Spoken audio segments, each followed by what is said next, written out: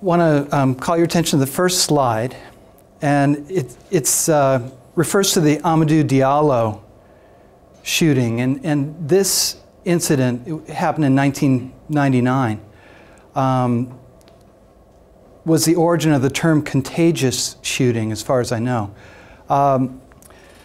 What happened was 4 plainclothes police officers in an unmarked Ford Taurus were looking for a suspect, African American, and they saw someone walking.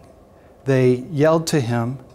He walked away. They yelled more. He walked faster to the stoop of his building where he lives. And then they told him to put his hands up. He was an immigrant. English was not his second, third, or even fourth language. The family was originally from New Guinea but lived in Africa. And he may have just misunderstood, but he reached into his jacket, pulled out his wallet. At that point, the officers were out of the vehicle, coming up the steps, and at some point someone stumbled and fell back. Someone shot, and the other 3 officers interpreted that someone had been shot and was fallen. And 41 shots later, they realized that Diallo was not armed at all. He had his wallet in his hand. Created a tremendous furor, claims of racism, police brutality. And this topic was discussed at length in the book, the title Blink, Malcolm Gladwell's book, when he talked about making split-second decisions with very little information. And that's what happened with those officers in that situation. They were ultimately found not guilty of murder, but they had to go through murder trials. They were ultimately sued. It was a horrible situation for them. And in the next slide, well, this first slide has a cartoon. He's black because that's how he was born. He's suspicious because he's black. He's pursued because he's suspicious. He's defensive because he's pursued. He's shot because he's defensive. He's dead because he's black. And that was the interpretation of the general public. And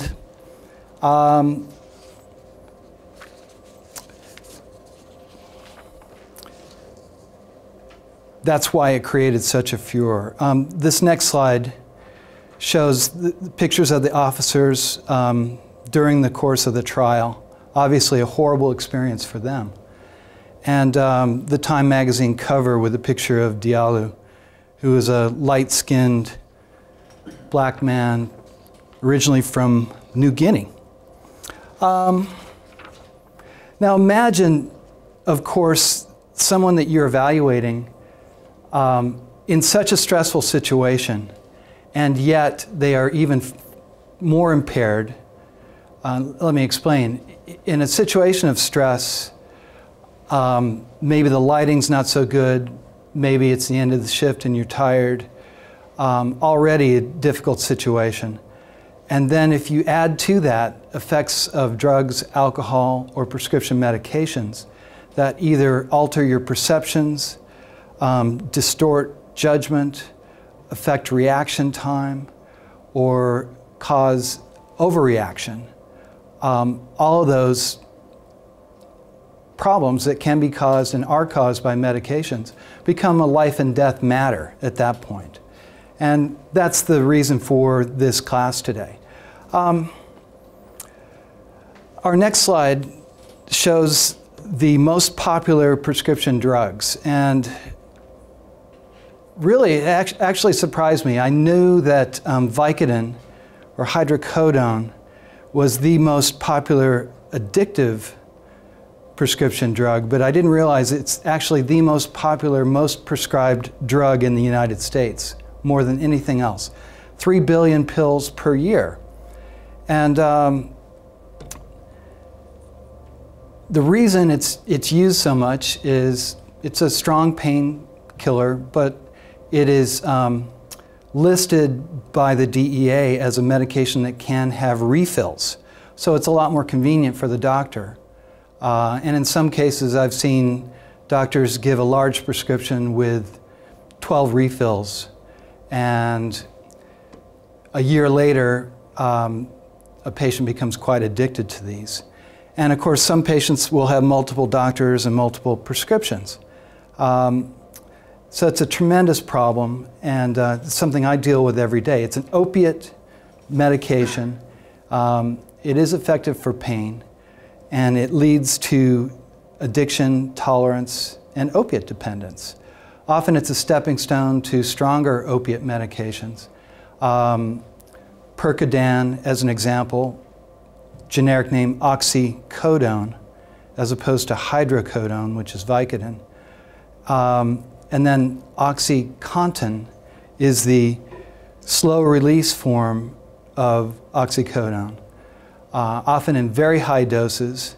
And to defeat the slow-release properties of OxyContin, people addicted to these medications have developed an incredibly complicated strategy. They chew it. By chewing it, it releases the medication all at once, defeats this idea that it's slow release. A lot of doctors haven't caught on to that because it is so complicated, the idea that someone would actually chew something. And so they continue to prescribe it thinking, well, this is safe because it's slow release over a period of 12 hours. And often, primary care doctors don't realize the addictive potential of these medications. Other medications that you see advertised on television all the time are sleeping pills. And one way to figure out if a drug is a sleeping pill is if it has Z's in it. And that goes back to Thorazine with a Z, or diazepam, which is Valium, has a Z, alprazolam, Xanax with a Z. And then the new ones are Zolpidem, Zolpiclone, etc. And they're advertised on TV constantly. The ads really make it sound like they're not really very addictive. And yet I admit patients to the hospital all the time with serious addiction to Ambien, Lunesta, Sonata. And so these are dangerous medications. Also, the addictive potential is grossly underestimated by primary care physicians. And you will see people who've been on it for years, who are on high doses. And these are the cases you hear about driving the wrong way on the freeway, getting up in the middle of the night and eating a loaf of bread, or drinking large amounts of alcohol during a blackout in their sleep. It's basically sleepwalking. And when it involves sleep driving, of course, it's a frightening situation. Very commonly prescribed.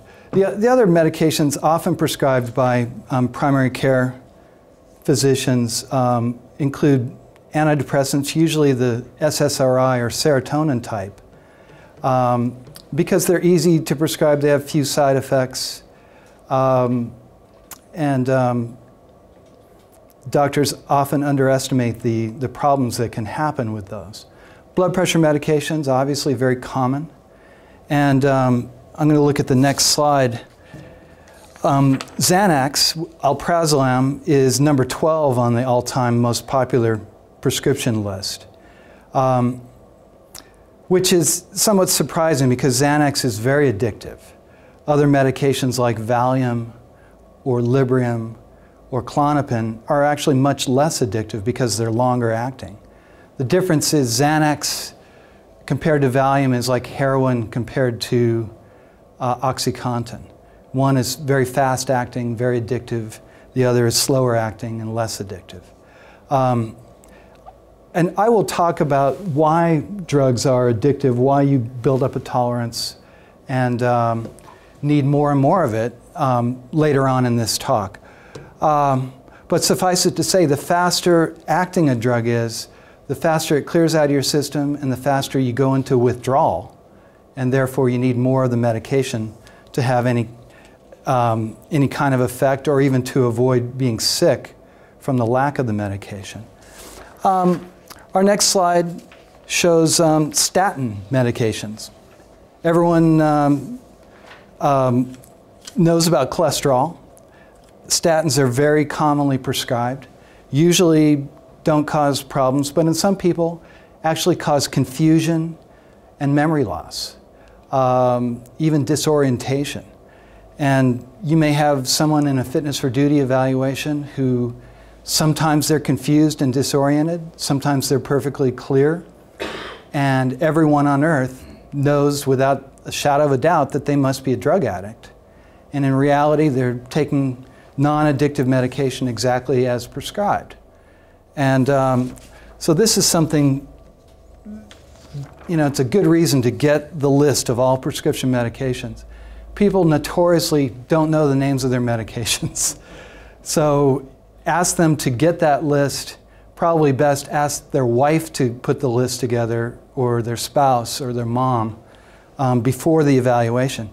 And obviously, if somebody's forgetful and confused, they're the last person on earth you want to rely on for this information. Next slide just shows diabetes medication. Metformin is the number 6 on the all-time most popular list. The reason that's important is, you know, what do diabetes medications do? They lower your blood sugar. That's what they're supposed to do.